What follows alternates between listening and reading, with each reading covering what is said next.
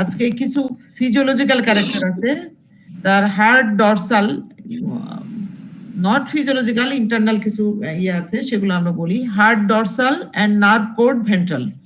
Normally মানুষের বা অন্যান্য প্রাণীর হার্ড থাকে ভেন্ট্রাল সাইডে, ইনসেক্টের কিন্তু একদম উল্টা, হার্ট থাকবে ডরসাল সাইডে আর নার্ভ কোড থাকবে ভেন্ট্রাল সাইডে। আমাদের বেলায়, আমাদের মানুষের বেলায় হার্ট থাকে কি ভেতরের দিকে, আমাদের হার্ট যদি অপারেশন হয় ভেতরের দিক থেকে, ভেন্ট্রাল সাইড থেকে কিন্তু ওপেন করতে হয়।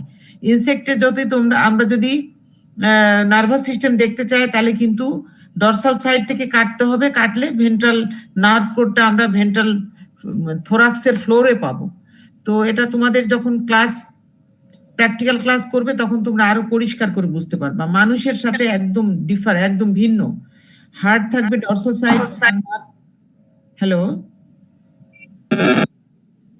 বলো, নয়েজ হচ্ছে, তোমরা কি মিউট করে রাখো। and nerve cord ventral. And next one, insect's body cavity is called hemocoel. আমাদের বডি ক্যাভিটির ভিতরে কিন্তু একদম মানে পরিষ্কার থাকে, কোনো ফ্লুইড থাকে না, কিন্তু ইনসেক্টের কিন্তু বডি ক্যাভিটিটা পুরাটাই হিমোসিল বা ব্লাড দিয়ে ভরা থাকে। ব্লাডটাকে, ইনসেক্টের ব্লাডটাকে হিমোসিল বলে, হিমোসিল দিয়ে হিমো ব্লাড, সেটা দিয়ে সিল মানে গহ্বর, ব্লাড দিয়ে ভরা থাকে। এই জন্য ইনসেক্টের বডি ক্যাভিটিটাকে, ভেতরের বডির ভেতরের ফাঁকা অংশটাকে, এটাকে বলে হিমোসিল। আমরা যখন ইনসেক্টকে তোমরা ডিসেকশন করবা, ডাইজেস্টিভ সিস্টেম, রেসপিরেটরি সিস্টেম বা নার্ভাস সিস্টেম স্টাডি করবা প্র্যাকটিক্যাল ক্লাসে, তখন তোমরা দেখবা ইনসেক্ট ওপেন করলেই ইনসেক্টের ভেতরটা ফ্লুইড দিয়ে, সাদা ফ্লুইড দিয়ে ভরা থাকে, সাদা থাকে, কিন্তু ইনসেক্টের কিন্তু হিমোগ্লোবিনিক থাকে না ব্লাডে, এই জন্য ব্লাডটা কিন্তু সাদা, যার জন্য বোঝা যায় না এটা যে রক্ত। আমাদের যেমন ওপেন করলে আটারি ভেইন কাটলেই না রক্ত বের হয়, নাহলে তো রক্ত বের হয় না। এদের কিন্তু বডি ওপেন করলেই ব্লাড বের হয়, কিন্তু আমরা সেটা দেখতে বুঝতে পারি না, কারণ ওটা সাদা ফ্লুইড, নর্মাল ফ্লুইড, পানির মতো, এই জন্য ওটাকে বোঝা যায় না। এই কারণে বডি ক্যাভিটিটাকে হিমোসিল বলে। আর respiration is done by trachea or gill. Normally ইনসেক্টের রেসপিরেশন ট্রাকিয়ার মাধ্যমে হয়ে থাকে। ট্রাকিয়া হলো টিউব লাইক স্ট্রাকচার, যেটা নাকি বডির আপার পোর্শন থেকে, টিপ থেকে একদম লোয়ার টেইল পর্যন্ত লম্বা একটা, প্রথম একটা থাকবে লঙ্গিচুডিনাল ট্রাকিয়া, তারপরে ওই লঙ্গিচুডিনাল ট্রাকিয়া আবার প্রত্যেকটা সেগমেন্টে আবার ভাগ ভাগ ভাগ ভাগ হয়ে যাবে, অনেক ভাগ হয়ে ছোট ছোট ছোট ছোট ট্রাকিয়া হয়ে যায়, তখন সেটাকে ট্রাকিওল আর বলে না, ট্রাকিয়া আর বলে না, ট্রাকিওল বলে। এছাড়া গিল, অনেক সময় অনেক ইনসেক্ট আছে যারা নাকি পানির ভেতরে থাকে অথবা অন্য কোনো প্রাণীর দেহের ভেতরে থাকে, প্যারাসাইটিক ইনসেক্ট, তাদের কিন্তু ট্রাকিয়াল সিস্টেম থাকে না, তাদের হচ্ছে গিল, মাছের যেমন ফুলকা থাকে ওরকম ঝালরের মতো, ফুলকার মতো স্ট্রাকচার থাকে, লিফ লাইক স্ট্রাকচার থাকে, সেগুলা দিয়ে তারা রেসপিরেশন নেয়। তাহলে ইনসেক্টের রেসপিরেশন মেইনলি হবে টেরেস্ট্রিয়াল, বাতাসে যে সমস্ত ইনসেক্ট থাকে তাদের টেরেস্ট্রিয়াল রেসপিরেটরি সিস্টেমের ট্রাকিয়াটা হলো মেইন অর্গান। এছাড়া অ্যাকোয়াটিক বা অ্যান্ডোপ্যারাসাইটিক ইনসেক্টের গিল দিয়ে বা হাইড্রোফিউজ হেয়ার বা বিভিন্ন রকমের আরো কিছু কিছু অর্গান আছে, তোমাদের যখন আমরা রেসপিরেটরি সিস্টেম পড়াবো তখন তোমরা বুঝতে পারবা। তাহলে ইনসেক্টের রেসপিরেশন হবে মেইনলি ট্রাকিয়া দিয়ে, এছাড়াও হতে পারে গিল অথবা হাইড্রোফিউজ হেয়ার, অনেক সময় মেমব্রেন দিয়ে, পাতলা মেমব্রেন দিয়ে, কিউটিকুল দিয়েও হয়ে থাকে। এরপরে খুব ইম্পর্টেন্ট একটা ক্যারেক্টার, সেটা হলো মেটামরফোসিস। মেটামরফোসিস হলো, মেটা মানে চেঞ্জ, মরফ আকার, স্ট্রাকচারের চেঞ্জ, এটা একটা ফিজিওলজিক্যাল ফেনোমেনন মেটামরফোসিস, যেটা ইনসেক্টের দেখা যায়। তার মানে কিরকম, ইনসেক্ট যখন ডেভেলপমেন্ট হয়, এগ থেকে লার্ভাতে যায়, লার্ভা থেকে পিউপা, পিউপা থেকে অ্যাডাল্ট, এই যে এগ হলো এক রকমের দেখতে, তারপরে লার্ভাটা আর এক রকম স্ট্রাকচার, মরফ হলো ভিন্ন, পিউপাটা আর এক রকম, অ্যাডাল্ট হয়ে গেলে আবার ভিন্ন আর এক রকম, যেটাকে বলে মেটামরফোসিস। আমাদের কিন্তু কোনো মেটামরফোসিস নাই, আমরা কিন্তু মানুষ পেটের থেকে, জন্মের থেকেই যেরকম মানুষের বাচ্চা সেরকমই থাকি, ওটা আস্তে আস্তে বড় হয়, বড় হয়, কিছু কিছু অর্গান ডেভেলপ করে বড় হইলে, কিন্তু স্ট্রাকচার কিন্তু ভিন্ন হয়ে যায় না। ইনসেক্ট কিন্তু একদম আলাদা, এগ একরকম, লার্ভা আর একরকম, পিউপা আর একরকম, অ্যাডাল্ট আর একরকম। এই ফেনোমেননটাকে, এই ফিজিওলজিক্যাল প্রসেসটাকে বলে মেটামরফোসিস, যেটা ইনসেক্টে অবশ্যই থাকবে। ইনসেক্টে মেটামরফোসিস থাকবে। খুব রেয়ার 2-1টা ইনসেক্ট আছে যাদের মেটামরফোসিস নাই, খুবই এক্সেপশন। কখনো কেউ তাদেরকে আবার ইনসেক্ট বলতেও চায় না, বলে যে না ওরা ইনসেক্টই না, ওদের মেটামরফোসিস নাই। সুতরাং ইনসেক্টের জন্য একটা খুব ইম্পর্টেন্ট ক্যারেক্টার হলো তাদের মেটামরফোসিস থাকবে। অ্যান্ড ডেভেলপ বাই মোল্টিং, সাধারণত মোল্টিং এর মাধ্যমে তাদের ডেভেলপ হবে। ইনসেক্ট বড় হবে এবং তাদের বাহিরের যে আবরণ, ইনসেক্টের বাহিরের যে আবরণ সেটাকে কিউটিকুল বলে। ইনসেক্টের ভেতরের আবরণ কিউটিকুলটা সেলুলার এক্সক্রিটরি অর্গান, কিডনি। আমাদের দেখো না বডিতে যখন ইউরিন আকারে আমাদের বডি থেকে অ্যামোনিয়া বা অন্যান্য সাবস্টেন্স গুলা বের করে দেয়, সেটা হলো আমাদের কিডনি। ইনসেক্টের ওরকম কিডনি নাই, ওরকম কিডনির মতো ফাংশন করে এরকম অর্গান হলো মালপিজিয়ান্স টিউবুলস। অনেক সময় ফ্যাট বডিও কাজ করে, অনেক সময় মালপিজিয়ান্স এক্সক্রিশনের কাজ করে। তবে মেইন হলো মালপিজিয়ান্স টিউবুল, যেটা নাকি ডাইজেস্টিভ সিস্টেমের সঙ্গে লাগানো থাকে। হ্যাঁ, এটা মিড গার্ড এবং হাইন্ড গার্ডের সংযোগস্থলে টিউবের মতো খুব ছোট ছোট সূক্ষ্ম টিউবুল লাইক স্ট্রাকচার, যেটাকে মালপিজিয়ান্স টিউবুলস বলে। তাহলে excretion is done by Malpighian tubule. এগুলা দুইটাই খুব important character for insect. Metamorphosis, moulting, excretion হলো মালপিজিয়ান্স। এরপরে রিপ্রোডাকশন। ইনসেক্টের রিপ্রোডাকশন খুবই এক্সেপশন টাইপের, খুবই। এই কারণে ইনসেক্ট কিন্তু পৃথিবীতে এত সংখ্যায় বেশি, ইনসেক্টের সংখ্যা। রিপ্রোডাকশন এদের ওভিপ্যারাস, ডিম দিয়ে হয়, ডিমের সাহায্যে হয়, ওভিপ্যারাস রিপ্রোডাকশন বলে। আবার দেখো ভিভিপ্যারাস হচ্ছে কিরকম, বাচ্চা প্রসব করে। আর ওভিপ্যারাস ডিম দেয়। নর্মালি হলো ইনসেক্ট ডিম দেয়, ওভিপ্যারাস। আবার বাচ্চাও, কিছু ইনসেক্ট আছে ডিম না, সরাসরি বাচ্চা প্রসব করে। ডিম যখনই হ্যাচ মানে ফার্টিলাইজড হওয়ার পরে যখন আসতে থাকে, তখন ওই ডিমটা ইউটেরাসে আসার আগেই, ভ্যাজাইনাতে আসার আগেই তারা বাচ্চা প্রসব হয়ে যায়, হ্যাচ হয়ে যায়, তখন সেটা বাচ্চা বের হয়ে আসে। এরকম রিপ্রোডাকশনকে বলে ভিভিপ্যারাস রিপ্রোডাকশন। আবার পিকুলেটিস কেমন দেখো, parthenogenesis. There are another kinds of reproduction which is called parthenogenesis. Without the male ছাড়া ফিমেল can produce offspring. শুধুমাত্র ফিমেল। অনেক সময় অনেক ইনসেক্টে দেখা যায় যখন এনভায়রনমেন্টাল কন্ডিশন খুব ফেভারেবল হয়, যখন তাদের মনে হয় যে আমাদের সংখ্যাটা অনেক বেশি হলেও কোনো অসুবিধা নয়, খাবার আছে বা আমাদের কোনো অসুবিধা, তখন ইনসেক্ট কি করে, রিপ্রোডাকশন ও পার্থেনোজেনেটিক রিপ্রোডাকশনে চলে যায়। তখন তাদের কোনো মেটিং প্রয়োজন হয় না, ফিমেলের প্রয়োজন হয় না, শুধু ফিমেল গুলাই অফস্প্রিং প্রডিউস করে। এরকম রিপ্রোডাকশনকে বলে পার্থেনোজেনেটিক রিপ্রোডাকশন। তাহলে ইনসেক্টের ওভিপ্যারাস রিপ্রোডাকশন নরমাল ফেনোমেনন। এছাড়া ভিভিপ্যারাসও হতে পারে, পার্থেনোজেনেসিস হতে পারে। এরপরে পেডোজেনেসিস আছে। Paedogenesis another kind of very rare reproduction. In that type of reproduction, young insect can produce offspring. বাচ্চা প্রসব করে, এটা পিকুলিয়ারিটি। হ্যাঁ, আমাদের হবে না, তাই না? বাচ্চা ইয়াং অবস্থাতেই সে বাচ্চা প্রসব করতে, এরকম রিপ্রোডাকশনকে বলে কি, পেডোজেনেসিস। আচ্ছা, তাহলে ইনসেক্টে খুবই ভ্যারাইটি অফ রিপ্রোডাকশন আছে। তোমাদের যখন ম্যাডাম পেডোজেনেসিস কোন প্রাণীতে হয়, মানে কোন ইনসেক্টেই হয়, খুব বেশি প্রাণীতে দেখা যায় না। এক্সাম্পল হিসেবে আমরা একবার দেখেছি লেপিডোপ্টেরান অর্ডারের এক ইনসেক্ট, আমি নামটা বলতে মনে নাই আমার, লেপিডোপ্টেরান অর্ডারের কিছু ইনসেক্টে দেখা যায় লার্ভা, ক্যাটারপিলার লার্ভা থেকে আবার বাচ্চা দিচ্ছে, সে আবার অফস্প্রিং, বাচ্চা ডিম প্রসব করতেছে। হ্যাঁ, লার্ভাই প্রডিউস করতেছে। এরকম রিপ্রোডাকশনকে আমরা বলি পেডোজেনেসিস। আচ্ছা, যাই হোক, তাহলে এগুলো আমাদের ইনসেক্টের ক্যারেক্টার্স। এছাড়াও আমাদের আর নাই। তাহলে এগুলো আরো অনেক ক্যারেক্টার আছে, সেগুলো খুবই ডিস্টিংগুইশ ক্যারেক্টার না, এগুলো খুবই ইম্পর্টেন্ট ক্যারেক্টার, যেগুলো না বললেই নয়। তাহলে ইনসেক্টের ক্যারেক্টার বলতে গেলে আমাদেরকে কিন্তু, যদি শুধু ডায়াগনস্টিক ক্যারেক্টার বলতে বলে, তাহলে কিন্তু তোমাদেরকে খুবই চিন্তা করে, ডায়াগনস্টিক ক্যারেক্টার কিন্তু খুব বেশি হয় না। যেমন ইনসেক্টের বডি সেগমেন্টেড, এটা কিন্তু ডায়াগনস্টিক ক্যারেক্টার না। ইনসেক্ট ছাড়া আরো অনেক প্রাণী আছে যাদের কিন্তু বডি সেগমেন্টেড, তাই না? যেমন ওই যে মিলিপডস, যেমন ক্রাস্টেসিয়ান যে চিংড়ি মাছ, তারপরে কেন্ন, তারপরে যে মাকড়সা যেটা স্পাইডার, মাইট, এগুলো সবার কিন্তু বডি সেগমেন্টেড এবং জয়েন্টেড লেগ, কারণ এটা সব আর্থ্রোপোডা ফাইলামের অন্তর্ভুক্ত।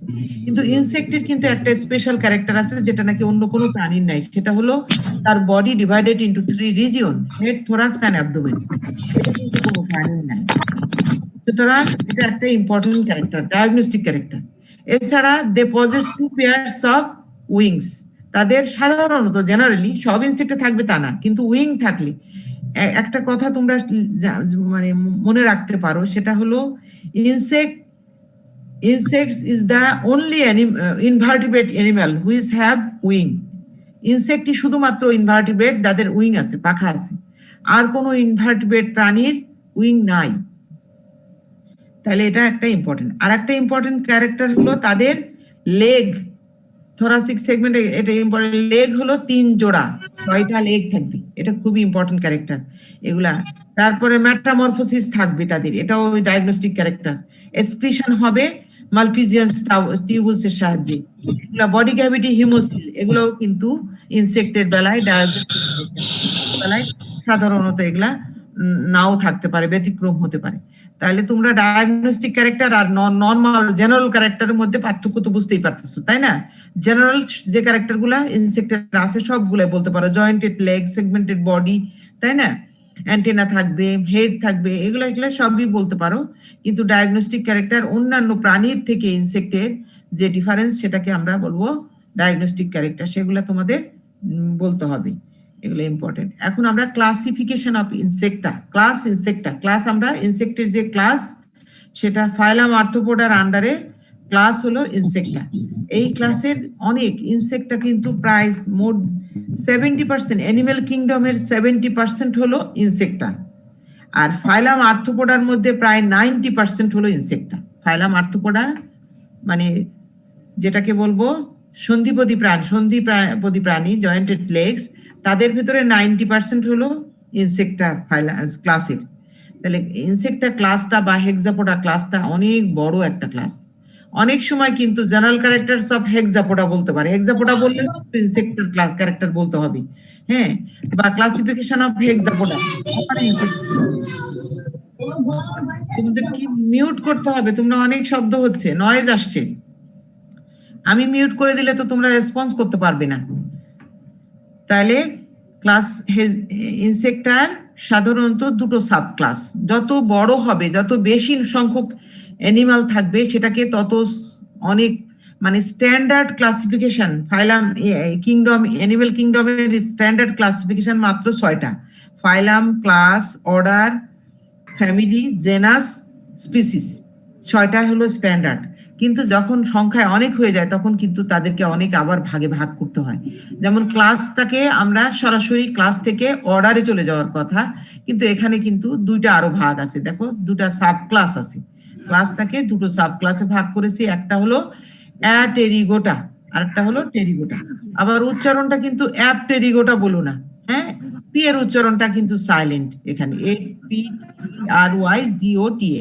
অ্যাটেরিগোটা মানে এ মানে অ্যাবসেন্ট, টেরন মানে পাখা। তাহলে অ্যাটেরিগোটা হলো পাখা অ্যাবসেন্ট। আমরা ইনসেক্টের ক্যারেক্টার যখন বলেছিলাম, তখন বলেছিলাম জেনারেলি 2 পেয়ার্স অফ উইংস।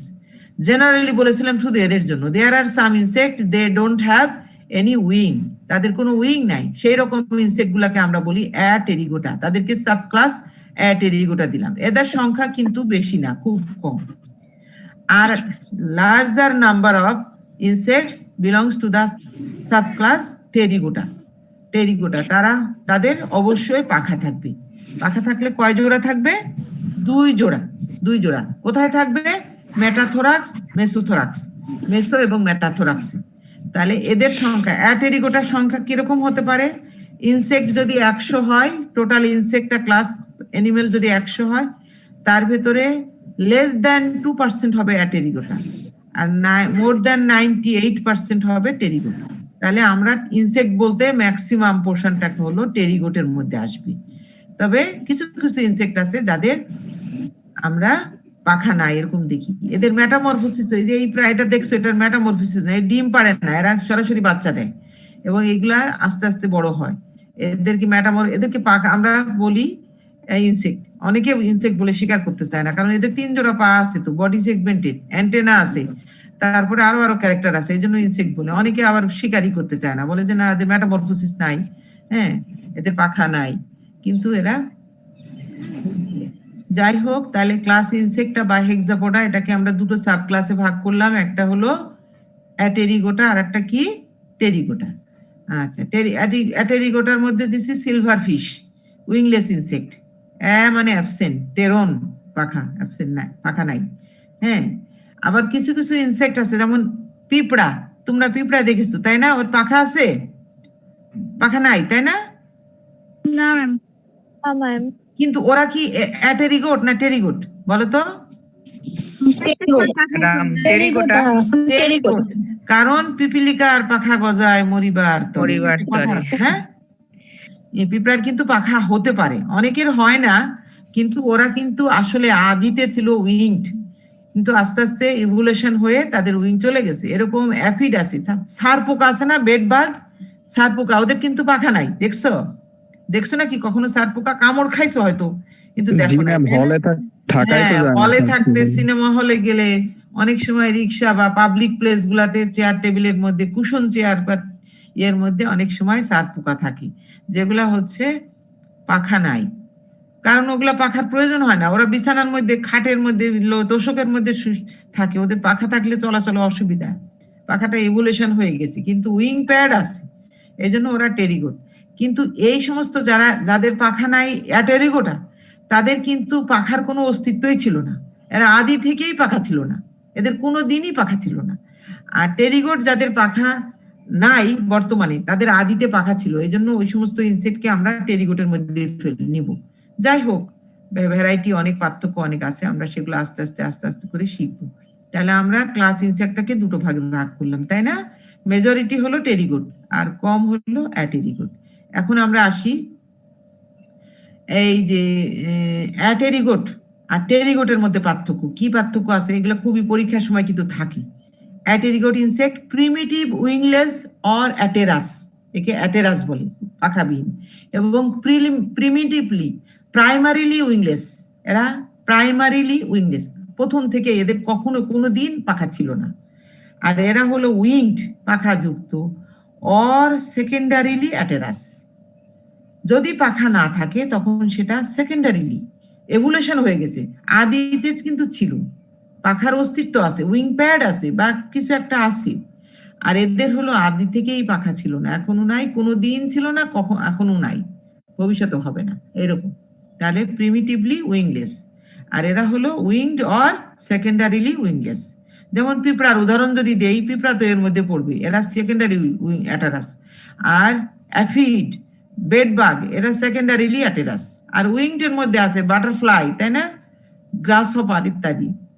আচ্ছা, metamorphosis is very important, another character. Metamorphosis slight or absent, কদাচিৎ, এটা খুব রেয়ারলি অ্যাবসেন্ট। যেমন সিলভার ফিশ আমরা যে দেখেছি, এই যে এটা সিলভার ফিশ, এটাতে মেটামরফোসিস অ্যাবসেন্ট।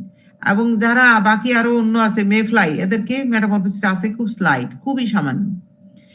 আর টেরিগোট ইনসেক্টের অবশ্যই মেটামরফোসিস থাকবে, এটা হতে পারে কমপ্লিট, হতে পারে ইনকমপ্লিট। আমরা আবার আসবো ডিটেলসে, মেটামরফোসিস কি সেগুলো তোমাদের পড়াবে, মেটামরফোসিস পড়াবে কিন্তু। এরপরে থার্ড ক্যারেক্টার দেখো, জেনারেলি কম্পাউন্ড আইজ অ্যাবসেন্ট। ওদের কিন্তু ইনসেক্টের কিন্তু, এদেরকে এই জন্য অনেক সময় অনেকে ইনসেক্ট বলে গণ্য করতে চায় না, কারণ এদের কম্পাউন্ড আই না। ইনসেক্টের তো একজোড়া কম্পাউন্ড আই থাকার কথা, কিন্তু এদের অনেক সময় থাকে না। আর এদের অবশ্যই generally pair of compound I present, সাধারণত থাকবে, এদের বেশিরভাগই থাকেই। এরপরে ম্যান্ডিবল, মুখের যে মাউথ পার্টস, ইনসেক্টের তো মাউথ পার্টস থাকবে এক সেট, তার ভিতরে ম্যান্ডিবল আছে, ম্যান্ডিবল এক জোড়া থাকে। এই ম্যান্ডিবলটা articulated at a single point with the head capsule, মাথার সাথে যে ম্যান্ডিবলটা যে আটকানো থাকে, সেটা একটা জায়গায় আটকানো থাকে। আর টেরিগোট ইনসেক্টে mandible articulated at 2 points with the head capsule, দুই জায়গায়, হেড ক্যাপসুলের সাথে দুই জায়গা দিয়ে অ্যাটাচ থাকে। তাহলে কোন ম্যান্ডিবুলটা বেশি শক্ত হবে বলো তো, এটা না এটা? ম্যান্ডিবুল টেরিগোটের অ্যান্ডিগোট, দুই জায়গা দিয়ে একটা জিনিস দুই জায়গা দিয়ে যদি বাধা থাকে তাহলে সেটা খুব শক্ত হয়, খাবার দাবার খুব বেশি করে চিবাইতে পারে এরা। আর এই অ্যাটেরিগোটটা অতটা সাউন্ড মাউথ পার্টস থাকে না, এক জায়গাতে উইক ম্যান্ডিবুল। আচ্ছা, এরপরে প্রি জেনাইটাল অ্যাপেন্ডিজেস অ্যাবসেন্ট, এদের কোনো প্রি জেনাইটাল অ্যাপেন্ডিজেস থাকবে, জেনাইটাল অ্যাপেন্ডিজেস থাকবে কিন্তু প্রি জেনাইটাল অ্যাপেন্ডিজেস থাকবে না। আর টেরিগোট ইনসেক্টে প্রি জেনাইটাল অ্যাপেন্ডিজেস থাকে, আবার নাও থাকতে পারে কিন্তু থাকবে সাধারণত। এরপরে মাউথ পার্টস এন্টোগনেথাস অর অ্যাক্টোগনেথাস, এন্টোগনেথাস আর অ্যাক্টো মানে বাহির, মাউথ পার্টস হলো ভেতরে যদি থাকে সেটাকে বলে এন্টোগনেথাস। সেটা কিরকম, আমাদের মুখ কিরকম, ঠোঁটটা দিয়ে বন্ধ করলে মুখের ভেতরে কি আছে, দাঁত আছে, জিহ্বা আছে, এগুলো দেখা যায়? দেখা যায় না, এটা হলো এন্টোগনেথাস। আর অ্যাক্টোগনেথাস তুমি চিন্তা করো গ্রাস হপারের মাউথ পার্টস, গ্রাস হপার বা আমরা আরো আরো এই যে দেখো এদের মাউথ পার্টস এই যেগুলো সব বাইরে বের হয়ে আছে, তাই না? তাহলে এটা অ্যাক্টোগনেথাস, এগুলো সব মাউথ পার্টস, কিন্তু এরা ঠোঁট বন্ধ করলেও এগুলো বের হয়ে থাকবে, কিছুতে ওরা ভেতরে ঢুকাতে পারবে না। এরকম মাউথ পার্টস কে বলবে কি? অ্যাক্টোগনেথাস মাউথ পার্টস। তাহলে টেরিগোট ইনসেক্টের মাউথ পার্টস অবশ্যই অ্যাক্টোগনেথাস, বাইরে থেকে দেখা যাবে। আর অ্যাটেরিগোটের মাউথ পার্টস এন্টোগনেথাস, অ্যাক্টোগনেথাসও হতে পারে। তাহলে এগুলো হলো আমাদের টেরিগোট আর অ্যাটেরিগোটের পার্থক্য। ঠিক আছে, বলতে পারবে তো? ম্যাম প্রিজেনিটাল অ্যাপেন্ডিক্সটা কি? প্রি জেনাইটাল মানে রিপ্রোডাকশনের সাথে কপুলেশন বা অন্য কোনো কাজের সময় যে সমস্ত অ্যাপেন্ডিজেস থাকে সেগুলোকে আমরা বলি প্রি জেনাইটাল। রিপ্রোডাকশন যখন পড়াবে তখন ডিটেলস পড়াবে। প্রি জেনাইটাল, হ্যাঁ, যেমন ভালভ থাকবে, মানে ভ্যাজাইনা থাকবে, এডিয়েগাস থাকবে, এগুলো হলো জেনাইটাল অ্যাপেন্ডিজেস। এটার সঙ্গে আরো কিছু কিছু থাকে যেগুলা নাকি মানে রিপ্রোডাকশনের বা মেটিং এ হেল্প করে, সেগুলোকে প্রি জেনাইটাল অ্যাপেন্ডিজেস বলে। এগুলো তোমাদের রিপ্রোডাকশনের সময় আরো ভালো করে পড়াবে। ঠিক আছে, এখন ঠিক আছে, আমি আবার নেক্সট স্লাইডে যাই। ম্যাম টেরিগোটার মাউথ পার্টটা আরেকবার বলতেন। টেরিগোটের মাউথ পার্টসটা হবে অ্যাক্টোগনেথাস। অ্যাক্টো মানে বাহিরে থাকবে, মুখ বন্ধ করলেও এটা মাউথ পার্টস বাহির থেকে দেখা যাবে, সেটাকে বলে অ্যাক্টোগনেথাস। আর অ্যাটেরিগোটের হলো এন্টোগনেথাস হতে পারে, অ্যাক্টোগনেথাস হতে পারে। ঠিক আছে, মুখটা ঠোঁটটা বন্ধ করলে আর দেখা যাবে না, সেটা হলো এন্টোগনেথাস। আর অ্যাক্টোগনেথাস মানে বাহির থেকেও দেখা যাবে, দুই রকমই আছে ওদের, কিন্তু টেরিগোট ইনসেক্টের অবশ্যই অবশ্যই বাহির থেকে দেখা যাবে। এখন টেরিগোট ইনসেক্টকে ক্লাস দেখো, এরা অ্যাটেরিগোট কিন্তু সংখ্যায় খুব কম, লেস দ্যান 2%, তার মানে খুবই সংখ্যায় কম। টেরিগোট হলো অনেক বেশি। টেরিগোটকে আবার আর একটা ফার্দার ডিভিশনে ভাগ করছি, ডিভাইডেড ইন্টু 2 ডিভিশন, এক্সোটেরিগোট আর এন্ডোটেরিগোট। এক্সোটেরিগোটা, এন্ডোটেরিগোটা কি দুটো সাব ডিভিশন, দুটো ডিভিশন, একটা হলো এক্সোটেরিগোটা আর একটা হলো এন্ডোটেরিগোটা। ঠিক আছে, অ্যাটেরিগোটের আর কোনো ডিভিশন নাই, সরাসরি অর্ডারে চলে যাবে, 4টা অর্ডার আছে তাদের। আর টেরিগোট ইনসেক্ট যে অনেক বেশি সংখ্যা আছে, সরাসরি অর্ডারে না গিয়ে তাদের আবার দুটো ডিভিশনে ভাগ করেছে। Division 1 Exopterygota, division 2 Endopterygota. Exopterygota, exo মানে বাহির, টেরন মানে পাখা, তাহলে পাখাটা কি হবে? বাহির থেকে ডেভেলপ। এন্ডোটেরিগোট মানে পাখা, উইং ডেভেলপ ইন্টারনালি। কিরকম? যখন ইনসেক্ট বড় হয়, ইনসেক্টের উইং আস্তে আস্তে বড় হতে থাকে, বাহিরে দেখা যায় এটা বড় হচ্ছে আস্তে আস্তে, হ্যাঁ। আর এন্ডোটেরিগোট ইনসেক্ট বড় হবে, ইনসেক্টের উইং ভেতরে ভিতরে থাকবে, ডেভেলপ, বাহির থেকে দেখা যাবে না। যখন ফুল ডেভেলপ হয়ে যাবে তখন একদিন ফুল উইং নিয়ে বের হয়ে আসবে। এরকম ইনসেক্টকে বলবো এন্ডোটেরিগোট। দেখো এটা হলো এর ভেতরে, পিউপার ভেতরে ইনসেক্টের উইং ডেভেলপ হচ্ছে কিন্তু দেখা যাচ্ছে না। যখন সে ফুল ডেভেলপ হয়ে যাবে তখন এটা ভেঙে এটার ভেতর থেকে ফুল উইং বের হয়ে আসবে। আর এক্সোটেরিগোট দেখো, এইটা ইনসেক্ট এগ, এটা হলো নিম্ফ। এটা দেখো এখানে ছোট্ট একটা উইং প্যাড আছে, এটা আস্তে আস্তে বড় হবে, বড় হবে, বড় হবে, বড় হয়ে এরকম উইং ডেভেলপ করবে। এটা উইং এর ডেভেলপমেন্টটা দেখা যায় বাইরে। আজকে একটু বড়, কালকে আর একটু বড়, কালকে আর একটু বড়, তারপরে একবার ফুল উইং হয়ে যাবে। তার মানে এটা হলো এক্সোটেরিগোটা ইনসেক্ট। এদের মেটামরফোসিস হলো ইনকমপ্লিট, আর এদের হলো কমপ্লিট। 4টা স্টেজ ডেভেলপমেন্টের যদি 4টা স্টেজ থাকে, কমপ্লিট সবগুলা স্টেজ ধরে। দেখুন এগ, লার্ভা, পিউপা, তারপরে অ্যাডাল্ট হবে। এই সবগুলা স্টেজ পার করে তারপরে অ্যাডাল্ট হবে, এই জন্য এটাকে কমপ্লিট মেটামরফোসিস। এখানে দেখো একটা স্টেজ নাই, পিউপাল স্টেজটা নাই। এই লার্ভাল স্টেজটাকে আমরা বলি নিমফাল স্টেজ এটাকে। তাহলে এগ থেকে নিম, নিম থেকে অ্যাডাল্ট, এটাকে বলবে ইনকমপ্লিট মেটামরফোসিস। তাহলে এক্সোটেরিগোটা আর এন্ডোটেরিগোটা দুটো সাব ডিভিশন। তার ভেতরে এক্সোটেরিগোট ইনসেক্টের পার্থক্য আর আমি সুন্দর করে বলি, উইং ডেভেলপ এক্সটার্নালি। উইংটা আস্তে আস্তে ডেভেলপ হবে, আমরা বাহির থেকে দেখতে পারবো উইং আস্তে আস্তে গ্রাজুয়ালি ডেভেলপ হবে। এর wing develop internally, completely internally, বাহির থেকে কোনোদিন দেখা যাবে না আস্তে আস্তে বড় হচ্ছে। হ্যাঁ, metamorphosis simple or incomplete, usually without a pupal stage. Pupal stage থাকবে না, এটা সিম্পল মেটামরফোসিস। এগ, তারপরে ইম্যাচিউর, তারপরে অ্যাডাল্ট। আর এদের হবে metamorphosis complete including a resting stage or pupal stage. এখানে 4টা স্টেজই তার থাকতে হবে, complete metamorphosis. Young stage is called nymph. এদের ইম্যাচিউর স্টেজ যেটাকে বলে নিম্ব অর নেয়ার্ড। নিম্ব গুলা যদি পানিতে থাকে তখন সেটাকে বলে নেয়ার্ড। নিম্ব আর নেয়ার্ড একই শব্দ। অ্যাকোয়াটিক নিম্বস আর কল নেয়ার্ড, হ্যাঁ, হুইচ রিজেম্বল টু অ্যাডাল্ট, যেগুলা দেখতে নাকি অ্যাডাল্টের মতো। দেখো এটা নিম্ব আর এটা অ্যাডাল্ট, এটা নিম্ব, এটা কি এটার সাথে মনে তো হয় এটার বাচ্চা, এটা মনে হয় না দেখে? জি ম্যাম। এটার বাচ্চা যে এটা মনে হয় না ম্যাম। না জানা থাকলে এটার থেকে যে এটা হবে, এটা কি না জানা থাকলে বোঝা যাবে না ম্যাম। এই জন্য এটাকে আমরা বলবো যে ইয়াং স্টেজ একদম রিজেম্বল টু অ্যাডাল্ট, অ্যাডাল্টের মতো। আর এদের young stage completely different from adult. হ্যাঁ, এদের ইয়াং স্টেজকে বলবো নিম্ফ বা নেয়ার্ড, আর এদের ইয়াং স্টেজ লার্ভা অথবা পিউপা। ঠিক আছে। তাহলে আমরা division 2 exopterygote 1 and division 1 and 2 exopterygota and endopterygota, subclass টেরিগোটের দুটো ডিভিশন। এখন আমরা সরাসরি একটা বড় ক্লাসিফিকেশনে চলে যাবে, ক্লাস ইনসেক্টা, হেক্সাপোডা বা ইনসেক্টা।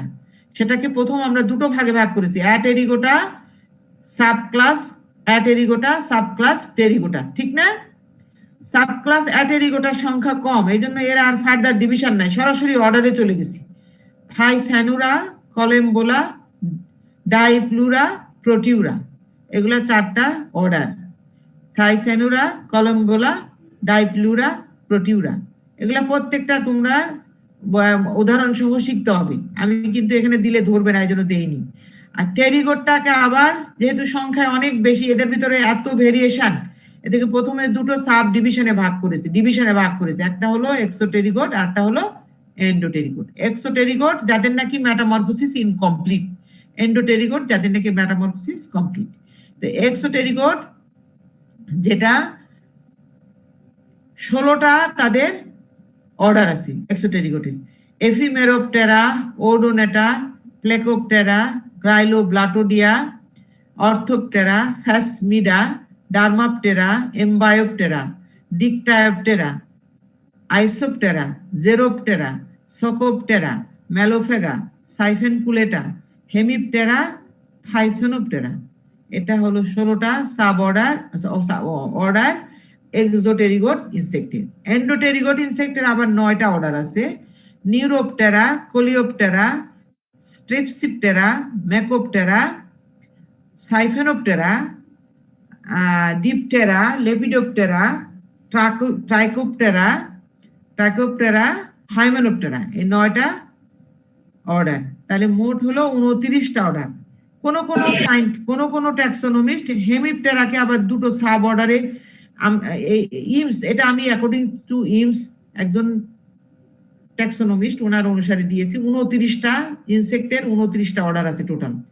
কিন্তু আবার অনেকের জিলোট যেমন 30টা অর্ডার বলে, হেমিপটেরাটাকে উনি হেমিপটেরা না বলে অর্ডার হেটারোপটেরা, অর্ডার হোমোপটেরা, এটাকে হেমিপটেরাটাকে দুটো অর্ডারে ভাগ করছে, একটা হলো হেটারোপটেরা, একটা হলো হোমোপটেরা। তখন 30টা অর্ডার হবে। এগুলো হচ্ছে ইনসেক্টের ক্লাস, ইনসেক্টের অর্ডার সংখ্যা, অর্ডার। এর ভেতরে কিছু কিছু ইনসেক্ট অর্ডার আছে খুবই ইম্পর্টেন্ট, এগ্রিকালচারালি ইম্পর্টেন্ট, যেগুলোকে আমরা গুরুত্ব দিব, তোমরা বুঝতে পারবে। যেমন থাইসানুরা, যদিও এগ্রিকালচারালি ইম্পর্টেন্ট না, কিন্তু আমাদের কাছে ইম্পর্টেন্ট আছে। এদেরকে লাইব্রেরি পেস্ট, সিলভার ফিশ, আমাদের বই খাতা কাপড় চোপড় রেখে দিলে এই পোকাটা এসে আমাদের ভীষণ ক্ষতি করে। এই সিলভার ফিশ আছে এই অর্ডারে। এরপরে এক্সোটেরিকোটের ভেতরে odonata, dragonfly, damselfly. Dragonfly, damselfly, তোমরা যেমন দেখো আমি প্রথম স্লাইডটাতে দেখাইছিলাম, এই যে এটা হলো ড্যামসেল ফ্লাই।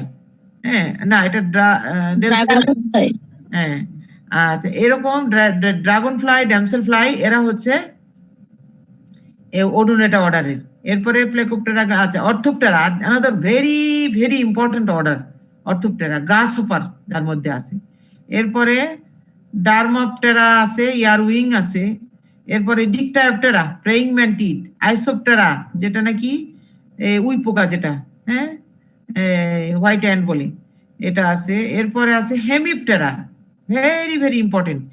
দুটো অর্ডার আছে এগ্রিকালচারালি খুবই ইম্পর্টেন্ট। একটা হলো হেমিপটেরা, মানে নটোরিয়াস, মানে পেস্ট যেগুলো আমাদের ক্ষতি করে সেরকম পোকা আছে, এরকম অর্থোপটেরা এবং হেমিপটেরা এক্সোপটেরিকোটার ভিতরে। আর ওডোনেটা এবং আইসোপটেরা যদিও ইম্পর্টেন্ট আছে, ওডোনেটা হলো বায়োলজিক্যালি ইম্পর্টেন্ট। এরা কিন্তু প্রিডেটরি ইনসেক্ট, অন্য ইনসেক্টকে ধরে খায়। এই সমস্ত ইনসেক্ট আমরা বায়োলজিক্যাল কন্ট্রোল করার জন্য ব্যবহার করি। আদারওয়াইজ পেস্ট হিসাবে এই দুটো অর্ডার খুবই ইম্পর্টেন্ট, হেমিপটেরা এবং আরেকটা কি অর্থোপটেরা, এই দুটা খুবই। ডিকটায়োপটেরা হলো প্রিডেটরি ইনসেক্ট, প্রেইং ম্যান্টিড আছে এখানে। এগুলা হচ্ছে ইম্পর্টেন্ট অর্ডার। আর এন্ডোপটেরিকোটা, যদিও এদের সংখ্যা তেমন বেশি না, অর্ডার 9টা, এক্সোপটেরিকোটার সংখ্যা অনেক বেশি হলেও এরা কিন্তু এই অর্ডারের ইনসেক্ট গুলো আমাদের সবচেয়ে বেশি ক্ষতি করে, খুবই হার্মফুল ইনসেক্ট। কোলিওপটেরা একাই 100, লেপিডোপটেরা এরা একাই 100, ভীষণ ক্ষতিকর পোকা আছে। কোলিওপটেরা, এদের বিটল, উইভিল, এগুলা সব এই অর্ডারের ভিতরে আছে। আবার লেপিডোপটেরা, বাটারফ্লাই, মথ, এগুলা ভীষণ ক্ষতিকর পোকা।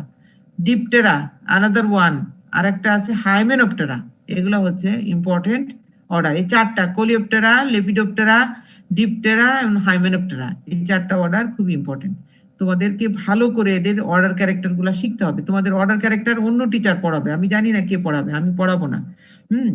তাহলে তোমরা বুঝতে পারতেছো কোনগুলা কোন অর্ডার ইম্পর্টেন্ট তোমাদের জন্য। আমি কিন্তু বলে গেলাম, এগুলাই কিন্তু এগুলা থেকেই সব সময় পরীক্ষায় প্রশ্ন থাকবে, তোমরা বুঝতে পারবা। আর এটা একটা ইনসেক্টের অর্ডার, 29টা অর্ডারের নাম যদি কখনো লিখতে চাই, তাহলে অথবা এন্ডোপটেরিকোট অর্ডার গুলার নাম লিখো, এক্সাম্পল লিখো, অথবা এক্সোপটেরিকোট অর্ডার গুলার নাম লিখো, এক্সাম্পল দাও। পরীক্ষায় কিন্তু প্রশ্ন থাকে, এটা শিখতে হবে। এটা তোমাদের এন্টোমোলজিস্টের ফান্ডামেন্টাল একদম বেসিক জিনিস। 29টা অর্ডারের নাম জানতে হবে, এক্সাম্পল সহ, একেবারে ঠোঁটস্থ করে ফেলো। আমরা যখন তোমাদের মতো ছিলাম একদম এখনো আমার একদম মুখস্থ, একদম এগুলা পরপর বলতে থাকবো এক্সাম্পল সহ। এগুলা শিখতে হবে, তোমাদের শেখা উচিত। কিছু কিছু জিনিস আছে আমাদের শিখতে হয়, এগুলা না মুখস্থ করলে হয় না। যেমন নামতা কি আমরা না শিখলে হয় না, শিখাই লাগে। যদিও এখন ক্যালকুলেটর আছে, সব ক্যালকুলেটর দিয়ে চলে, কিন্তু আসলে খুব খুব কাজে লাগে দৈনন্দিন জীবনে। এই জন্য এন্টোমোলজিস্ট হতে গেলে এগুলা শিখতে হবে তোমাদের, ঠিক আছে ম্যাম? সহজে মনে রাখার কোনো ট্রিক্স নাই? সেগুলা তো নিজে ডেভেলপ করতে হবে, অন্যেরটা মনে থাকে না। আমি ওরকম করে এটা আমার কাছে, আমি আমার নিজের মতো করে শিখেছি, ওরকম তোমরা শিখবা, মনে থাকবে, নিজে তৈরি করে নিবা। হ্যাঁ, ঠিক আছে। এরকম এখন আমরা economic importance of insect, how do insect affect us, হ্যাঁ, কিভাবে আমাদেরকে এফেক্ট করে। এটা কিন্তু ইকোনমিক ইম্পর্টেন্স বললে ইনসেক্টের ক্ষতিকর দিকও যেমন থাকবে, উপকারী দিকও থাকবে। যদিও আমরা এগ্রিকালচারিস্ট হিসাবে আমরা কিন্তু ইনসেক্টটাকে বেশি গুরুত্ব দিই কিসের জন্য বলতো? ক্ষতি করে, এই জন্য ওরা আমাদের ক্ষতি করে ফসলের। পেস্ট হিসাবে, পেস্ট জন্য আমরা গুরুত্ব দিই। আমরা এগ্রিকালচার এন্টোমোলজি কিন্তু পড়ি এগ্রিকালচারের কারণে, আমাদের প্রোডাকশনে ওরা বিরাট অন্তরায়, ডিস্টার্ব করে, এই কারণে ওরা ক্ষতি করে। তবে কিছু কিছু ইনসেক্ট আছে আমাদের উপকার করে, সেগুলো আমরা ইন্ডাস্ট্রিয়াল ইনসেক্ট, ওগুলো আমরা পড়ি কিন্তু মেইনলি এগ্রিকালচারিস্ট হিসাবে আমাদের অ্যান্টোমোলজি পড়ার মেইন কারণ হলো ওরা যে আমাদের এনিমি, আমাদের ফসলের এনিমি, এই জন্য। তাহলে ওদের ক্ষতিকর দিকটাই আমাদের জন্য বেশি গুরুত্বপূর্ণ। তো তারপরও ক্ষতি করলেও এরা কিন্তু কিছু উপকার আছে, এদের উপকার আছে, সেগুলো আমরা একটু আগে দেখি। উপকার কি করে দেখো, most are beneficial or have an indirect influence, fewer than 0.1% are regarded as pest. মানে এই পৃথিবীতে যত ইনসেক্ট আছে তার মাত্র লেস দেন 0.1% তারা হলো পেস্ট, এবং তাদের অত্যাচারে আমরা এই স্টাডি করতেছি অ্যান্টোমোলজি। এইটুকুর গুরুত্বের জন্য অ্যান্টোমোলজিতে তোমরা এগ্রিকালচারিস্ট হিসেবে অ্যান্টোমোলজি পড়ো, হ্যাঁ। আর বেশিরভাগ আছে উপকার করে, আমরা সেগুলা প্রয়োজন হয় না, গুরুত্ব দেই না। তাহলে আমরা একটু জানি কি কি আমাদের অ্যাডভান্টেজিয়াস ইফেক্ট, ইনসেক্ট আমাদের কি কি উপকার করে। পলিনেটর, আমরা জানি ইনসেক্ট আমাদের পলিনেশন করে। About 80% of flowering plants on earth are pollinated by insect.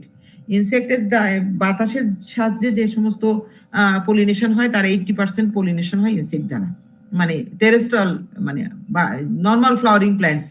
হ্যাঁ, হানিবি, ওয়াস্প, ফ্লাই, বিটল এগুলো সাধারণত ফুলে ফুলে ঘুরে বেড়ায়, মধু নেয় এবং তাদের মনের অজান্তেই আমাদেরকে পলিনেশন করে। তাহলে পলিনেশনে আমাদের গ্রেট রোল প্লে করে ইনসেক্ট। তাহলে এটা আমাদের একটা ইনসেক্টের উপকারী দিক। এরপরে সাম আর, এটা নিচে না আমি দেখতে পাই না, সাম আর ইন্ডাস্ট্রিয়াল, যেমন হানি থেকে আমরা মধু পাই, ওয়াক্স পাই, রয়্যাল জেলি পাই, এরা আমাদের সিল্কওয়ার্ম যেটা থেকে আমরা খুবই ভ্যালুয়েবল সিল্ক ফাইবার পাই। এছাড়া ল্যাক ইনসেক্ট যেটা শেলক পাই, ভার্নিশ মানে আঠালো পদার্থ এক রকমের শেলক পাই, এগুলা কমার্শিয়ালি, এগুলাকে ইন্ডাস্ট্রিয়াল ইনসেক্ট বলি। এগুলাকে কেন্দ্র করে ইন্ডাস্ট্রি ডেভেলপ করে। তোমরা রাজশাহীতে যাদের বাড়ি আছে তাদের দেখবা ঘরে ঘরে সিল্কওয়ার্ম, হ্যাঁ, তাঁত শিল্প আছে, সিল্ক আছে, কারণ ওরা সিল্কওয়ার্ম তৈরি করে বা রেয়ার করে এবং ওখান থেকে রেশম যে গুটি পায় গুটিগুলা বিক্রি করে অনেক ভালো দাম দিয়ে, তাই না? ওটা ইন্ডাস্ট্রি ডেভেলপ করে। এরপরে লাক্ষা পোকা এক রকমের বরই গাছে বা পলাশ গাছে এগুলোকে গ্রো করে, যেটা নাকি বরইও দেয়, আবার আমরা সেখান থেকে চেষে এক রকমের রেসিনাস পদার্থ পাই যেগুলোকে শেলক বলে। এরপরে সিল্ক তো বললাম, আর হানিবি অনেক ইদানিং এই যে উইন্টার মৌসুমে সরিষা বা অন্য কোনো ফ্লাওয়ারিং এর সময় অনেক দেখবা বক্স, মধুর বক্স আর্টিফিশিয়ালি রেখে আসে এবং ওখান থেকে অনেক সপ্তাহে 10 কেজি পর্যন্ত মধু পাওয়া যায় একটা বক্স থেকে। হ্যাঁ, অনেক টাকা ইনকাম করে, অনেকেই আছে তারা এই ব্যবসাটা করে। তো এটা একটা ইন্ডাস্ট্রি হিসাবে আমরা ইনসেক্টে ব্যবহার করতে পারি। Some insects are beneficial as predator or as parasitoid. কিছু কিছু আছে প্রিডেটর। পোকা তো আমাদের বেশিরভাগ পোকাই হলো, আমরা যে পোকা পড়ি এটা ক্ষতিকর পোকা গুলাকে বেশি আমরা গুরুত্ব দিই এগ্রিকালচারে। সেই ক্ষতিকর গুলাকে যদি কেউ খেয়ে ফেলে, সেই পোকাগুলাকে আমরা বলি প্রিডেটর। যেমন নাকি প্রেইং ম্যান্টিড, হ্যাঁ, ড্রাগন ফ্লাই, ড্যামসেল ফ্লাই, এগুলো ওই ক্ষতিকর পোকাগুলাকে ধরে ধরে খেয়ে ফেলে। এই জন্য ওইগুলাকে আমরা বেনিফিশিয়াল ইনসেক্ট বলি, ওটা আমরা বন্ধু পোকা বলি, প্রিডেটর ইনসেক্ট। আবার কিছু কিছু আছে অন্য পোকার ডিমের মধ্যে বাচ্চা দিয়ে দেয়, সেই ডিমগুলা থেকে যে বাচ্চাগুলা ফুটে সেগুলা ওই যে প্যারাসিট যে পেস্ট, যে ক্ষতিকর পোকা, ওই পোকাটাকে আর ডিমটাকে ফুটতে দেয় না, অ্যাডাল্ট হতে দেয় না। তাহলে ক্ষতিকর পোকার সংখ্যা কমে যায়। এরকম পোকাকে বলে প্যারাসিটয়েড। তাহলে বায়োলজিক্যাল কন্ট্রোল করার জন্য ইনসেক্টকে আমরা সাধারণত ব্যবহার করতে পারি। সেরকম ইনসেক্ট গুলাকে আমরা বেনিফিশিয়াল ইনসেক্ট বলবো। প্রেডিটরটা আরেকবার। প্রিডেটর প্যারাসিটয়েডটা বুঝতে পারি। প্রিডেটর হলো যখন মনে করো একটা বাঘ যদি একটা হরিণকে খেয়ে ফেলে বা একটা মানুষকে খেয়ে ফেলে, তখন বাঘকে বলবো আমরা প্রিডেটর, ওটাকে ধরে ধরে খেয়ে ফেলে। আচ্ছা, আমাদের বডিতে যে মনে করো ব্যাকটেরিয়া ঢুকে বা ওই যে ভাইরাস, করোনা ভাইরাস ঢুকে আমাদেরকে মেরে ফেলে বা আমাদের বডির মধ্যে বাস করে তারা আমাদেরকে মেরে ফেলে, সেরকমটাকে বলে প্যারাসিটয়েড।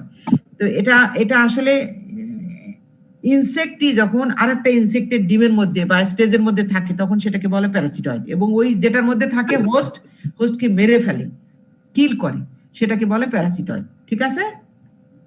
তাহলে এরা দুইজনেই আমাদের বন্ধু পোকা। এরকম পোকা আছে যেগুলোকে আমরা ব্যবহার করে ইনসেক্টিসাইডটাকে কমাতে পারি, ইউজটাকে কমাতে পারি। তারপরে নিউট্রিয়েন্ট সাইক্লিং, রিসাইক্লিং, যেমন আমাদের যে মানে গোবর টোবর আছে এগুলাকে পচাইতে সাহায্য করে বাই ডাং ফিডার, যারা গোবরের পোকা বা গোবরের মধ্যে থাকে যে সমস্ত কোলিওপ্টেরান ইনসেক্ট, তারা ওইটাকে রিসাইক্লিং করতে বা পচাতে হেল্প করে। এরকম পোকাগুলোকে আমরা বলি নিউট্রিয়েন্ট রিসাইক্লিং এজেন্ট। তারপরে কিছু কিছু ইনসেক্ট আছে মানুষ খায়, আফ্রিকান দেখছো তোমরা ডিসকভারি চ্যানেলে মাঝে মাঝে দেখবে, ওরা কিন্তু পোকা, সুন্দর পোকাগুলাকে, পোকা লার্ভা গুলাকে, সাদা সাদা বড় বড় পোকাগুলাকে ধরে ধরে সুন্দর করে খাচ্ছে সস দিয়ে। হ্যাঁ, over 500 species of insects are used as food by human. 500 স্পিসিসের ইনসেক্ট আছে যেগুলোকে মানুষ খাবার হিসেবে ব্যবহার করে। ইউজুয়ালি ক্রিকেটস, কিছু কিছু দেখো এগুলো তো সাদা সাদা লার্ভাল পোকা বললাম, কিছু কিছু আছে ক্রিকেট যে আমরা বলি যে চুঙ্গি পোকা যে, অথবা এই যে গ্রাসহপার, এগুলোকে ডিপ ফ্রাই করে খায়। গ্রাসহপারও দেখছো, বিটল, মথস লার্ভি, যেটাকে লেপিডোপ লার্ভি, আর সেগুলাকে সাধারণত খাবার হিসেবে গ্রহণ করে। আমাদের তাহলে অনেক ইনসেক্ট আছে যেগুলাকে মানুষ খায়, তাহলে এগুলোকে তারা রেয়ার করে, খাইলে খাবার হিসেবে যখন তখন তাদের রেয়ার করে, এগুলো আমাদের উপকারী পোকা। আর আছে ডিট্রিমেন্টাল, মেইনলি আমরা স্টাডি করব এটার জন্য, এন্টোমোলজিতে ইনসেক্ট পড়বো আমরা এই কারণে, সরি এগ্রিকালচারে এন্টোমোলজি পড়বো আমরা এই কারণে। ডেট্রিমেন্টাল ইফেক্ট আর harmful effect. Major pest of crops, insects are the major pest of crop. Insect হলো মেইন। ইনসেক্ট যদি তোমরা যদি ফিল্ডে যাও এগ্রিকালচারিস্ট হিসাবে, তাহলে যদি যে সমস্ত প্রবলেম আসবে, ইনসেক্ট পেস্ট রিলেটেড প্রবলেম আসবে, তার মোর দ্যান 70% হলো ইনসেক্ট রিলেটেড, আর লেস দ্যান 30% হলো প্যাথোজেন রিলেটেড, অন্য পেস্ট, ব্যাকটেরিয়া, ভাইরাস, অন্য। তাহলে মেজর হলো major pest of crops are insects, যেমন destruction or spoilage of food both fresh and stored. রেখে দিলেও আমরা যে ধান ফিল্ডে ক্রপ গ্রো করি, তারপরে যে আমরা হারভেস্ট করে যে স্টোর করে রাখি, সেই স্টোর হাউসেও কিন্তু এই ইনসেক্ট ক্ষতি করে, তাই না? আমাদের ধানের মধ্যে পোকা হয়, চালের মধ্যে পোকা হয়, গমের মধ্যে পোকা হয়, ভুট্টার মধ্যে পোকা হয়, ডালের মধ্যে পোকা হয়, তাই না? এগুলা পোকা আমাদের ক্ষতি করে। স্টোর হাউসে, ফিল্ডে যেমন করে স্টোর হাউসে করে। And crops including forest first. External feeder, যেমন there are some insects with chewing type insect, যেমন গ্রাসহপার, হিসপা, ক্যাটারপিলার, এরা চাবিয়ে চাবিয়ে গাছের পাতা টাতা খেয়ে, ফুল খেয়ে আমাদের ক্ষতি করে। কিছু কিছু আছে পিয়ার্সিং সাকিং, রস, গাছের পাতা খায় না কিন্তু রস নিয়ে নেয়, ফুল থেকে, ফল থেকে, পাতা থেকে পিয়ার্স করে নিডলের মতো, মাউথ পার্সটা নিডলের মতো মাউথ পার্স ঢুকিয়ে দেয়, দিয়ে রস শুষে নেয়। অ্যাফিড, বাগস, স্কেল ইনসেক্ট, এগুলো আমাদের ফসলের দারুণ ক্ষতি করে। Internal feeder, there are some insect which are internal feeder of feeder like stem borer। ধান গাছের একটা খুবই ইম্পর্টেন্ট ইনসেক্ট স্টেম বোরা, রাইস স্টেম বোরা। ধান গাছ লাগাইলে ওর ভেতরে, স্টেমের ভেতরে ঢুকে ওরা খেয়ে ফেলে, স্টেমের ভেতরের অংশ খেয়ে ফেলে, তখন আস্তে আস্তে করে মাছ মরে যায়, ধান গাছ মরে যায়। লিফ মাইনার, পাতার ভেতরে ঢুকে ছিদ্র করে করে খেতে থাকে। উইভিল, এরা স্টেমের ভেতরে ঢুকে, হ্যাঁ, বানানা উইভিল, হ্যাঁ, কোকোনাট উইভিল, এরা গাছের ভেতরে ঢুকে বসে থাকে, বসে ক্ষতি করে, বসে তো থাকে না, গাছটাকে কি নষ্ট করে ফেলে। তাহলে এরা আমাদের সিরিয়াস পেস্ট। আরো আছে দেখো, আন্ডারগ্রাউন্ড ফিডার, কিছু কিছু আছে মাটির ভিতরে থাকে, হোয়াইট গ্রাফস, সিকাডা, মোল ক্রিকেট, এরা মাটির ভিতরে থেকে গাছের গোড়া কেটে দেয়, এরাও আমাদের ক্ষতি করে। তারপরে ওভিপোজিশন ড্যামেজ, অনেক সময় অনেক ইনসেক্ট আছে ওভিপোজিশন, ডিম পাড়ার জন্য করে কি, কাণ্ডে, গাছের কাণ্ডের ভেতরে ওভিপোজিটর দিয়ে থেতলা করে, আস্তে থেকে আঘাত দিতে দিতে দিতে দিতে থেতলে নরম করে ফেলে, নরম করে ওর ভেতরে ডিম দেয়, তখন ওই অংশটা গাছের পচে যায়, পচে নষ্ট হয়ে যায়। সফলাইস, সিকাডা, এরা সাধারণত ওভিপোজিশন ড্যামেজ করে কাণ্ডটাকে নষ্ট করে ফেলে। তারপরে কিছু কিছু ইনসেক্ট আছে তারা গাছের মধ্যে বাসা বাঁধে, নেস্ট বিল্ডিং অ্যাক্টিভিটিস, যেমন কার্পেন্টার বিটল, হ্যাঁ, লিফ কাটার বিটল, ব্যাগওয়ার্ম, এরা গাছের ভিতরে, ইভেন অ্যান্ট, পিঁপড়াও গাছের পাতাগুলা একসাথে জড়ো করে একটা বাসা তৈরি করে, যেটা নাকি পাতাগুলা কেটে কেটে কেটে কেটে তৈরি করে, কারণ গাছের পাতা নষ্ট হয়ে যায়, গাছের খাদ্য হয়ে যায়, খাদ্য প্রোডাকশন কমে যায়, এভাবে সাধারণত ক্ষতি করে। এরপরে আরো ডিট্রিমেন্টাল ইফেক্ট, ওগুলা তো পেস্ট হিসাবে আমি বললাম, এছাড়া আরো ক্ষতিকর ইফেক্ট আছে। ড্যামেজ টু গুডস, যেমন লেদার, চামড়া, পেপার, টেক্সটাইল, এগুলা সাধারণত ড্যামেজ করে ফেলে। বিভিন্ন রকমের বিটল, হ্যাঁ, ককরোচ, তেলাপোকা কি সিরিয়াস ক্ষতি করে, সিলভার ফিশ, স্মথ, এগুলা সাধারণত এই সমস্ত অ্যাটাক গুলা ক্ষতিগুলা করে থাকে। এরপরে টিম্বার, কাঠের মধ্যেও তারা ক্ষতি করে, টিম্বারের ভেতরে, তাই না? আমাদের বাসা ফার্নিচার গুলা, কাঠের জানালা দরজার ভিতরে ঘুন পোকা, তাই না? টার্মাইট এন্ড ডিফারেন্ট ঘুন পোকা, এগুলা সাধারণত এগুলা ক্ষতি করে থাকে। এরপরে direct disease of human or livestock, হিউম্যানের ডিজিজ ট্রান্সমিট করে নাকি আমাদের রোগ ট্রান্সমিট করে? তোমরা বলতে পারো না রোগ ট্রান্সমিট করে মানুষের? জি ম্যাম। মশা করে, তাই না? ডেঙ্গু, ফাইলেরিয়া, মাছি, ডায়রিয়া হয়, তাই না? লাইভ স্টক, গরুতেও হয়, বিভিন্ন রকমের রোগ হয়, এগুলা সাধারণত ডাইরেক্টলি ডিজিজ ট্রান্সমিট করে। এরপরে ডিজিজ ভেক্টর হিসেবেও কাজ করে, ম্যালেরিয়া যেটা ভেক্টর হিসেবে কাজ করে, এগুলা সাধারণত আমাদের ক্ষতি করে থাকে। এছাড়া কিছু কিছু ইনসেক্ট আছে যাদের ভেনম আছে, পয়জন, যেমন হানিবি, তারপরে ওয়াস্প, এগুলা আমাদেরকে হুল ফুটাই দিলে ওই হুলের ভিতরে এক রকমের কেমিক্যাল থাকে যেগুলো আমাদের ব্যথা ফুলে যায়, হ্যাঁ। অথবা অনেক সময় দেখবা গায়ের মধ্যে কাটা লেগে গেলে বা হাঁটতে হাঁটতে কোনো পোকা যদি লাগে তাহলে পুড়ায় দেয়, একদম বার্ন হয়ে যায়, অ্যালার্জিক হয়ে যায়, তাই না? গান্ধী পোকা অনেক সময় শরীরে রাখলে চামড়াটা একদম পুড়ে যায়, তাহলে এটা এক রকমের সিক্রেশন হয় পয়জনাস, যেটা দিয়ে আমরা অ্যালার্জিক হতে পারি অথবা ভেনম বিষাক্ত হতে পারে। অনেক সময় মরেও যায় মানুষ, অনেক যদি 7-8টা বলতা একসাথে কামড়ায় মানুষ কিন্তু মারা যেতে পারে। তারপরে আচ্ছা গেল nuisance value, insect has some performs are nuisance value, house fly, mosquito. দেখো তুমি পড়তে বসছো, তোমার যদি এসে যদি সমানে মশা যদি ভ্যান করে, হাউস ফ্লাই যদি এসে মানে নাকের সামনে মুখের সামনে দৌড়াদৌড়ি করে, কেমন বিরক্তিকর না? বিরক্তির উদ্বেগ করে, এগুলা ডিস্টার্ব করে। তারপরে ফোবিয়া, ইনসেক্টিফোবিয়া, শব্দটা শুনছো বোধহয়, ইনসেক্টিফোবিয়া না?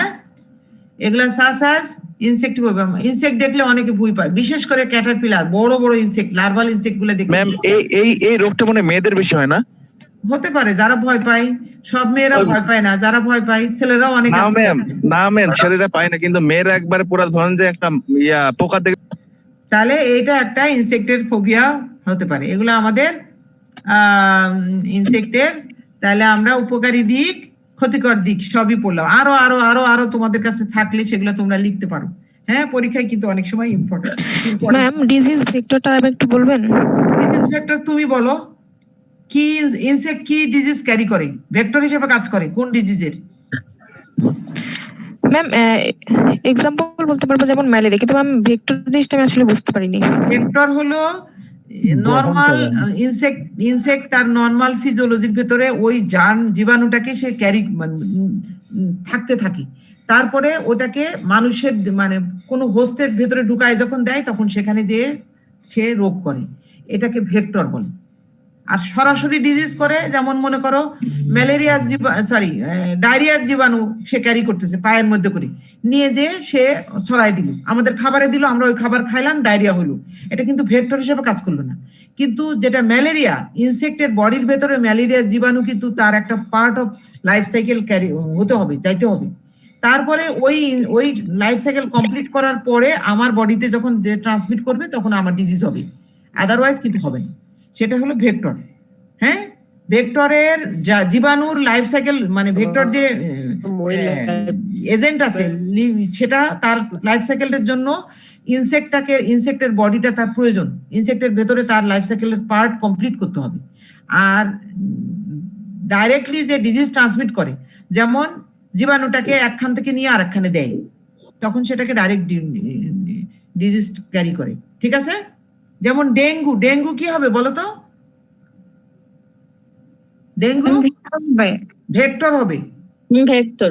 ইয়েস বুঝতে পারছো? আচ্ছা জি ম্যাম।